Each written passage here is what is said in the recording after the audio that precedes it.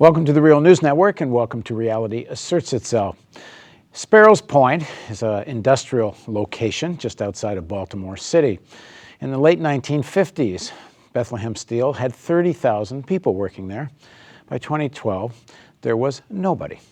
To help tell us the story of why and how that happened, and could public policy have made a difference, joining us in the studio is Reutter. Mark has been reporting and writing on Baltimore since 1970, when he started as a 19-year-old summer intern covering cops for the Evening Sun. He later moved on to the Baltimore Sun, where he was a reporter for 8 years. In addition to his writings on Baltimore, he's edited the historical magazine Railroad History, and he's the author of Making Steel, Sparrows Point, and the Rise and Ruin of American Industrial Might. And he's the senior writer at the Baltimore Brew, which is doing the best investigative journalism in the city of Baltimore. Thanks for joining us. Good to be here. People are familiar who watch The Wire and see all these boarded up houses and communities in Baltimore, and how the extent to which communities have been destroyed and undermined. This is a big piece of the story. A lot of the people that were living in these now boarded up houses were working at Sparrows Point and Steel. Over a long time period, yes. East Baltimore was the heart of industrial Baltimore. That's where the workforce lived. And the white workforce kind of famously lived in Highlandtown and then in Baltimore County in Dundalk and St. Helena. There was always, from the very beginning, 1/3 of the workforce consistently was employed by blacks. It dates back to the original owner's belief that only black men could survive the blast furnace heat in the middle of summer in Maryland. They did not think any foreign Russian or Italian could do this. So this was a mill that always had a large black component. They had lower wages, harder work, but they settled in East Baltimore. That was their area. One of their early advocates, and who was very involved in the early unionization of Sparrows Point in the 30s, was Thurgood Marshall, and he did a lot of his work in East Baltimore. Ironically, this black workforce finally in the early 70s and early 80s achieved parity through a series of federal consent decrees, this very torturous process, which broke down the discrimination where blacks would be stuck in black departments with lower pay scales. At that very time, there was no more work anymore. And you scratch old Baltimore family and they will tell you how their father or grandfather worked at Sparrows Point. And additionally, Paul, Bethlehem Steel had an even bigger presence in Baltimore. It had a shipbuilding yard in the Inner Harbor. That was for repairs. It had a large shipbuilding yard at Sparrows Point. It had a shipbreaking yard at Fairfield. It, again, when we say there were 30,000 workers at Sparrows Point, that was the steel mill. There was around another 6,000 workers in other facilities in the city. Did it have to happen? If we at the Real News, we were trying to ask this question, if public policy at the state level, at the city level, was just the only criteria was the interest of the majority of the people of Maryland and Baltimore. Mm-hmm. I mean, if you had had that kind of an administration, could this have been prevented? And if so, what could have, should have been done? Yes, it could have been prevented, but it would have had to been prevented, 20 years before the actual demise. The last 10 years, there was false hope that they could somehow survive, but it was really doomed, and the plant, fewer and fewer workers and other things was the result.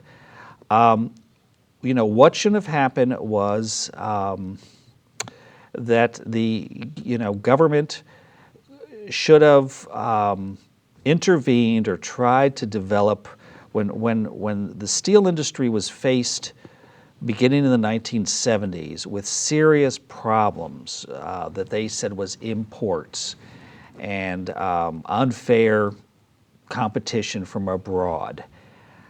Instead of looking into those charges and trying to chart a positive path forward, Washington and to a lesser, and the the legislations of Maryland and Ohio and Illinois and Pennsylvania just went right along with the lobbyists of both the union and the companies, and began to erect these imports over and over in the 70s and in the 80s and in 90s. Import tariffs. Import tariffs. One after another president or other sets this up. There's endless litigation over did these, rolled coils from Uzbekistan violate some sort of, import quota. But all of that was, putting, the thumb in the dike. And the dike was that the industry, it wasn't that it was even uncompetitive in costs. It's the following. It didn't strike out to find new markets. It lost markets, as I said before. One of the things that China was able to do, and I believe Japan as well, is they used a lot of public money to build the most efficient new steel. Now, I hear you saying it wasn't all new, but a lot of it was. And then, should there have been a role for this kind of public intervention? In fact, if steel is so strategic and there's so many jobs at stake, should public policy at some point say, you private owners are screwing this up so bad, this should be public? I think you could make that argument. And every other country, major country, has made that argument. The French have explicitly decided on certain industries are too basic to be put into, to be let on their own to disintegrate. And that has had a somewhat of a mixed record, because it is very hard to change these broad economic, dimensions. Throughout the Third World, after World War II, almost every government also wanted to have a steel industry, everywhere from Trinidad to Mexico, whatever. A lot of those became very botched because it was all mixed into jobs, political programs. And so they were only partly successful. When you could talk to people in Baltimore about almost anything that has to do with crime, insecurity, and so, poverty, everything comes back to unemployment. Mm-hmm. And a lot of this has to do with this deindustrialization of Baltimore. You're right. Can Baltimore reindustrialize? And if so, what would it look like? Well, let me first give you a little history, because it really, is a tragedy and has been so poorly underreported, as I could say as a journalist. Baltimore was, this major manufacturing city, and in many, not critical, but definitely contributory factor is that remember, they located Sparrows Point in the 1880s because Baltimore was a transportation hub and was an industrial hub. Not Norfolk, certainly not Charleston, certainly not Florida. Well, that's changed. The Northeast does not consume very much steel anymore. The largest amount of steel in the country, traditional steel, is consumed by car manufacturers who have located in Mississippi and Alabama. So Sparrows Point, in the last 20 years, among its other problems, lost a huge number of consuming industries. Along the waterfront of Baltimore was National Can, American Can, Continental Can had one of its biggest facilities in East Baltimore, and that was lost in the beginning in the 70s and in the 80s, the time period where Baltimore lost its biggest population percentages.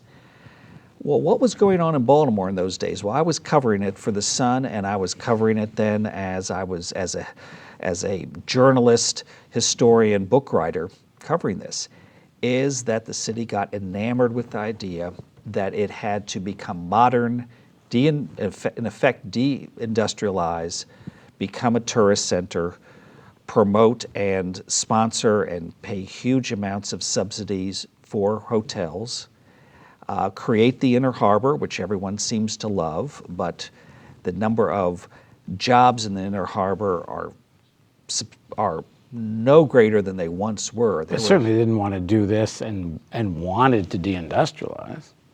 They didn't care.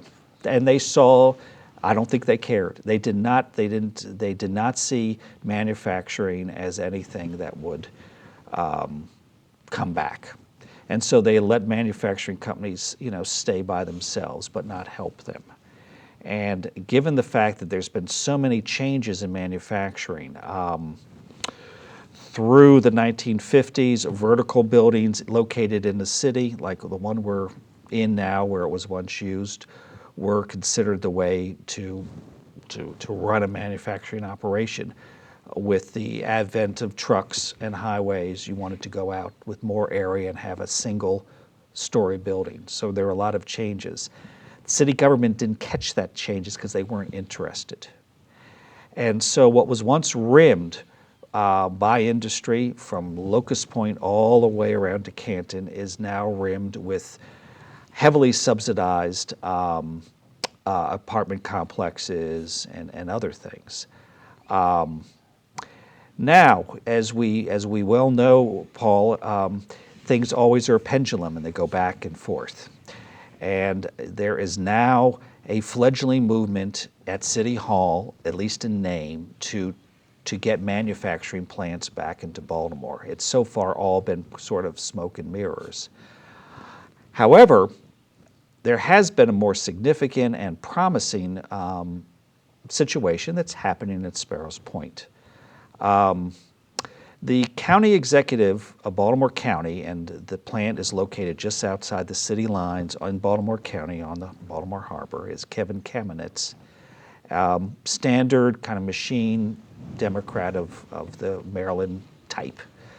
But an interesting man. And when he ran for office first time 4 years ago, he was just reelected, I was struck because he said that he had been on the county council for years. When Bethlehem Steel in the late 1990s wanted to modernize, Baltimore County gave them a big subsidy for what's called a cold, C-O-L-D, cold mill. And Kamenetz was involved in that. And he said candidly to the website I write for, that really never worked out, and we need to really start rethinking this through. We have this fantastic facility, but to have essentially a polluting, old, dangerous, old-fashioned plant with only around 2,000 workers, not 30,000, maybe isn't good policy. He was clobbered by steel workers who said they would vote for the first time ever for Republicans, et cetera, but he won election. And to his great credit, when Sparrows Point collapsed, the steelmaking, he began setting up, largely through businessmen. It was not progressive with communities, but he got some good business people to start looking to making this into a 21st century advanced manufacturing and import hub. And that's now actually taking place. The major hurdle is to get rid of all of this pollution that's accumulated. But he has a good game plan. And what was striking is, and he noted it, is that we Baltimore County are not going to do what Baltimore City did. We're not going to turn, which is to turn what was once manufacturing industrial land willy-nilly and completely into this belief that everything from casinos to hotels is, and the poor-paying jobs that are part of that, as nirvana. And I think it's going to be successful. This is what Baltimore is based on. It's based on its harbor. That's been our natural advantage over other places. Well, thanks very much for joining us. Well, thank you. I enjoyed it. And thank you for joining us on the Real News Network.